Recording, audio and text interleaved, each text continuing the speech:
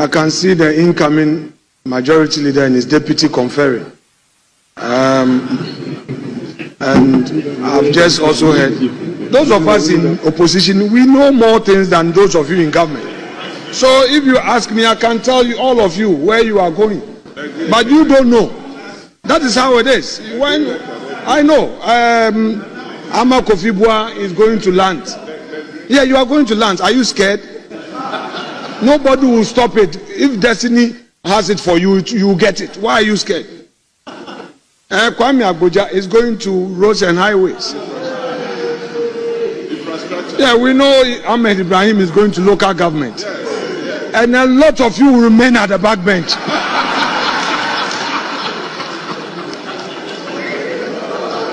Honorable Leader.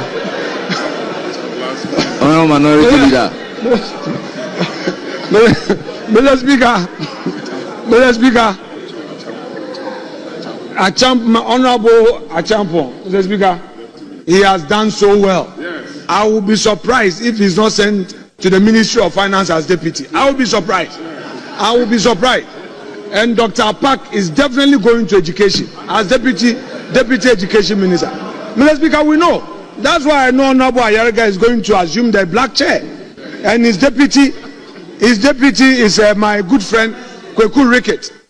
Because yes, Kweku is going to be the deputy minority leader. And Mr. Speaker, once again, majority of them will remain at the back bench. Honorable Minority Leader. Anyway, Mr. Speaker, the issue before the House is whether the adjournment should be on the 16th or 21st. That is so. With all due respect. Mr. Speaker, my good friend Honorable Agboja, he knows the practice of the House. You can't just come to the floor to make an announcement. You know it. You normally engage.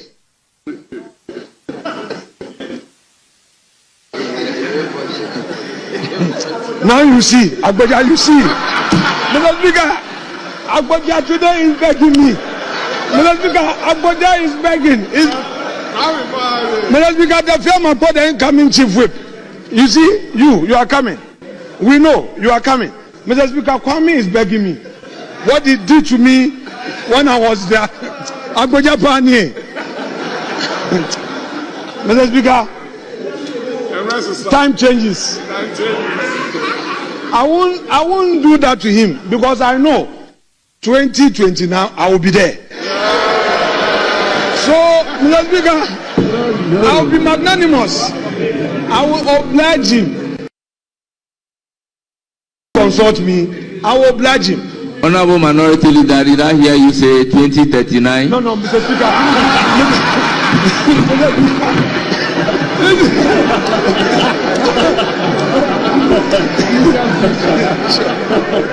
I love that.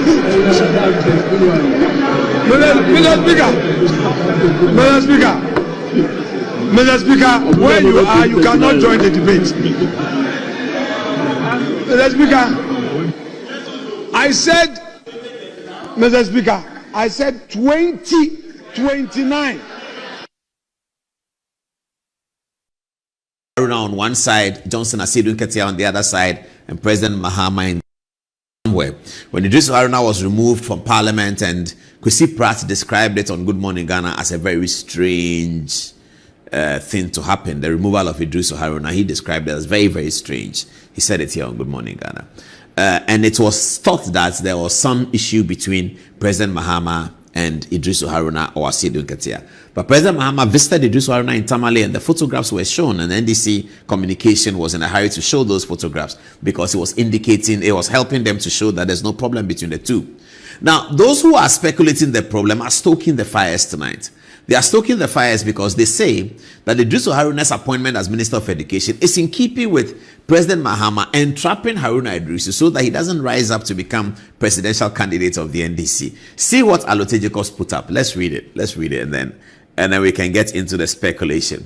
Okay, so Allotey Jacobs put up a post and said, I was informed, those of you who don't know who Allotey Jacobs is, he's a former member of the NDC, principal actor in the Professor Mills administration he was on the ECG board, and it is speculated that he sort of marooned his way through the ECG board because he was very close to Professor Mills at that time, Allotey Jacobs.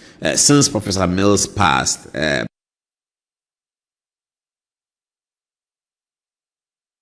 both he and Koko Anyido have fallen go about how John Mahama plans to use you, Haruna Idrisu, to cancel free SHS, nursing and teacher training allowances, and teachers' professional allowances just to jeopardize your presidential ambition.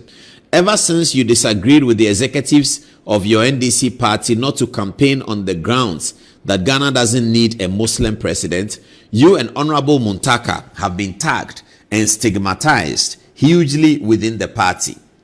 For the sake of your presidential ambition, of which John Bull knows, he accepted this proposal of appointing you as the education minister, which was proposed by the executive of the party. Free SHS cancellation was a big threat to your party's campaign, but they were miser to campaign on maintaining its implementation, of which you and I know won't happen. Nana has always been against the payment of nursing and teacher training allowance. This current government wouldn't hesitate to cancel it within 6 months of being in office. Be strong, be bold, and publicly condemn any attempt to make you unpopular by resisting their attempts to cancel free SHS, nursing training and teacher training allowances, and the famous professional teachers allowance and data allowance. Don't fall for the hashtag something agenda. So, viewers, this is what we'll be doing for a while. As political journalists, you are very used to this, and it's quite exciting. Now, this is Allotey. I don't know how close Allotey Jacobs is to Idrisu Haruna. I don't know whether he wrote this letter publicly because he doesn't have a relationship with him to get him to see it, or maybe he has sent it to him and he's also sending the public. But this is something, food for thought, that we're going to look at as Idrisu Haruna mounts the chair for the vetting. That will be the most interesting vetting, because the big question is going to come. Where is free SHS? That's a big question that's going to come to Idrisu Haruna. Have the food stuffs got to the students? I've seen pictures on social media where they say that the buffer stock, the food that they got that was coming in for some farming, is now going to free SHS. I've seen that on social media. So ACP Agozo, who also holds a PhD, was acquitted and discharged by the court in the treason trial. Now, he is writing something about the Inspector General of Police, Dr. Ekufu Dampare. Let's have a look at it. Get me back the Kofi Boakye thing again. And we have not talked about Kofi Boakye, have we? Kofi Boakye's appointment has come out, hasn't it? It has come out, and he's been appointed as the Director of Operations at the Presidency. So you get me the Kofi Boakye cartoon, and then we'll go to, So congratulations to our friend COP Kofi Boakye.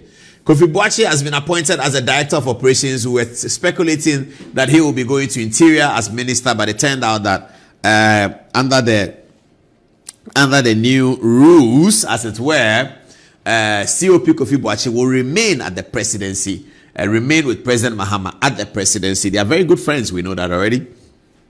And so they remain at the Presidency, and he's there as Director of Operations. And Ekufu Dampare's fate is yet to be determined, but whilst we are waiting for that, ACP Agozo put something out. Let's see it. So he says, Benjamin Agozo writes, the elevation of DCOP Abdul Usman Razak as National Security Coordinator exposes the hypocrisy, pettiness, and lack of integrity of IGP Dampare. Let's read. The recent appointments by DCOP Abdul Usman Razak, a serving police officer, as the National Security Coordinator has sparked a lot of discussion among commentators. Among others, some commentators were wondering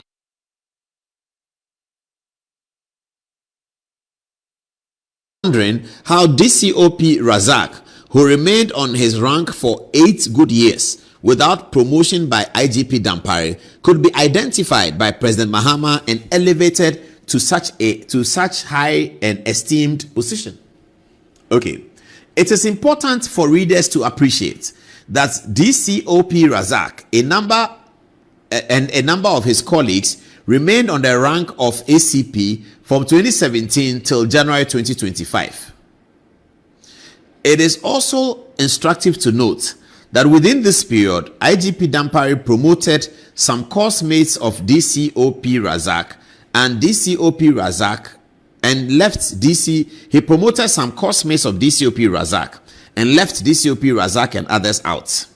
Asked about why he left other course-mates, including DCOP Razak, out, IGP Dampare is on record to have said that DCOP Razak and his other colleagues could not be promoted because of issues of incompetence, integrity, and vacancy. That's very interesting. Very, very interesting.